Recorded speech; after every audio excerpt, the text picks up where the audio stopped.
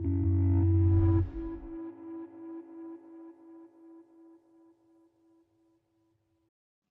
hoje aqui no Movimento Online a gente conversa com a doutora Raquel Bastos de Siqueira, ela que é psicóloga, e para dar seguimento às entrevistas do Movimento Saúde aqui no Movimento Online. Doutora Raquel, bom dia, muito obrigado por falar com o Movimento Online, é um prazer.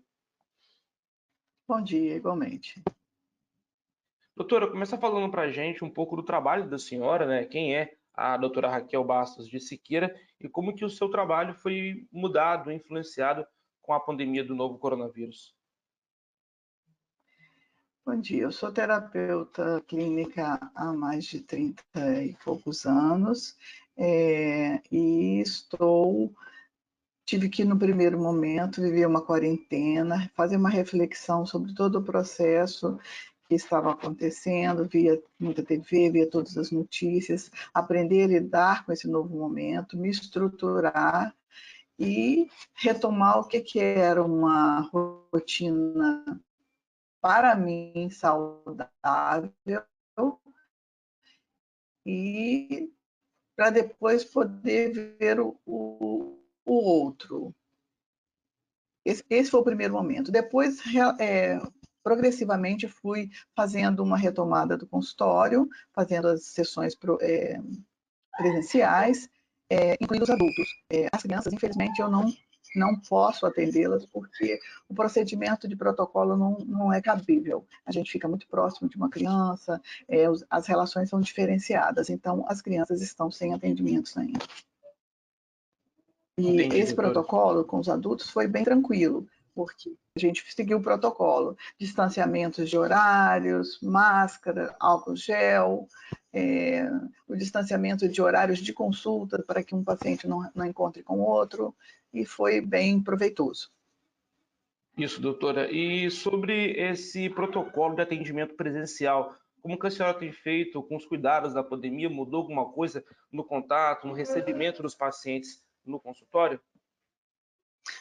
Como eu falei, eles vêm em horários com um intervalo maior, para que eles não se encontrem na recepção. Houve distanciamento de mobília, né? Eles ficam 2 metros da minha cadeira, enfim, álcool gel, máscaras. Então, o processo ficou bem mais tranquilo. Já estamos adaptados ao novo processo. Eles tinham muita necessidade do retorno, porque o nosso remédio terapêutico sempre foi a fala, eles estavam afastados desse poder olhar, porque quando eu relato, eu me vejo, e aí eles estão conseguindo retomar um processo terapêutico bem mais saudável. Doutora, em relação a uma ferramenta muito utilizada nos tempos de pandemia, que é a telemedicina, as consultas por videoconferência, a senhora tem usado desse artifício e qual a sua opinião em relação a esse tipo de atendimento? Eu sou adepta, eu acho que existem vários momentos que ela é bem eficiente. Já eventualmente faço algumas sessões por vídeo para pessoas que estão fora da cidade ou que tem algum motivo que já não podia estar saindo, gestantes que não querem ir ao consultório porque tem que amamentar, mas, por exemplo, para uma criança é impossível, não existe esse trabalho, eu não vejo como, porque é um trabalho muito diferenciado. E vejo como alguns casos, alguns comprometimentos de pacientes adultos também não consigo visualizar, ver bons resultados, porque às vezes eu preciso de muita observação, às vezes de postura física, comportamentos de angústia que às vezes eu não consigo observar. De um modo geral, elas são bem aceitas e ajudam bastante. Doutora, em relação à visão da senhora como psicóloga, a gente passa por um tempo de pandemia, um tempo de muita informação, uma carga emocional por estar isolado muito grande.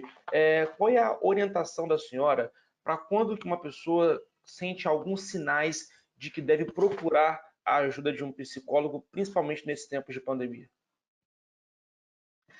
É bem diferenciado, né? Eu acredito que todo mundo passou por um processo de imersão nesse momento de isolamento. Se você consegue, nessa rotina que você criou, nesse novo momento, não estar num processo de satisfação pessoal, com muita angústia, com muita ansiedade, é importante que você crie uma rotina. Se você não cria uma rotina, fica tudo muito mais difícil. Então, você tem que acordar, tem que tomar café da manhã, tem que cuidar da sua casa, tem que organizar as coisas, mesmo você tendo uma família grande ou você vivendo sozinho. Em qualquer uma dessas duas situações, é importante que você crie uma rotina nova e aprenda a viver nela, feliz, satisfeito, fazer algum tipo de exercício físico, pegar sol, que era uma coisa que você não se lembrava que isso era uma coisa, porque você já fazia isso automaticamente, mas esse processo de rotina de trabalho, se você tem um trabalho que você vai sentar para trabalhar, não senta de pijama, faça o seu trabalho, como se você estivesse saindo, e aí entra numa outra. Não faça na cama, faça num local específico, onde que você vai se sentir num processo de trabalho. E aí, eu acho que vai ser a mesma coisa, você vai estar apenas não tendo contato próximo, até esse momento passar. Acho que é bem saudável você entrar no processo de rotina. Ou um processo que a gente vê que tem um adoecimento, e aí sim você tem que procurar alguém. Se você observa que tem uma pessoa da casa mais angustiada, chorando muito, chorando mais do que o normal, dormindo demais, sem vontade de conversar com as pessoas que estão em casa, ou se não querem, não ligam para a família, se estão sós, por exemplo, está na hora de procurar ajuda, está na hora de quem está melhor conversar com essa pessoa e procurar ajuda. Entendi. Então, para quem tem em casa, isolamento social, criar uma rotina é fundamental. E para quem tem alguns sintomas, como por exemplo um choro acentuado, né, é importante já buscar esse auxílio profissional do psicólogo, não é isso, doutor? Pode ser que ele, se ele está sozinho, vai depender de alguém que está tendo um contato até virtual com ele. Vai ter vai conhecer essa diferença de que está acontecendo. Ou então ele mesmo. Ou então perceber isso. Ou então a própria pessoa ter uma consciência de que ela precisa de ajuda. É muito importante no processo terapêutico que eu quero, eu preciso, eu necessito, mas nem sempre ele tá conseguindo fazer, nem sempre ele está podendo fazer. Entendi, Então, aí o outro precisa de ajudá-lo. muito importante essas dicas da senhora. Foi um prazer conversar com você, doutora Raquel Bastos de Siqueira. Doutora, muito obrigado pela entrevista. Espaço aberto para a senhora fazer mais algum comentário, mais alguma declaração. E desde já, muito obrigado por atender aqui no Movimento Online. Como eu deixei poucas dicas sobre as crianças, eu acho muito importante que essas crianças também tenham as suas rotinas e que, na medida do possível, deixar que a imaginação delas trabalhem bastante, já que elas não podem voltar para o processo terapêutico. Então, é importante até que a família tenha um trabalho bem diferenciado com as crianças. E, no mais, muito obrigado. Espero ter colaborado para ajudar as pessoas. Obrigada. Colaborou bastante, doutora. Muito obrigado e até uma próxima.